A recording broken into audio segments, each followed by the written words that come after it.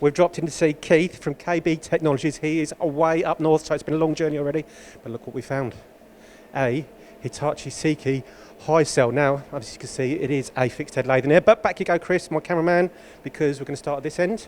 A nice multi-feed short magazine bar feeder.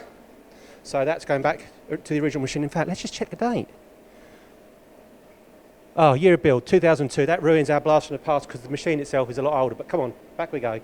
So what we've got in here, we've got twin spindle, single turret, 16 driven tools, but this is unusual because it's got the twin spindle. Most of these machines, in fact, I'm reliably informed there are only about 5 of these in the country, and they were the top end at the time. And guess what year it went back to?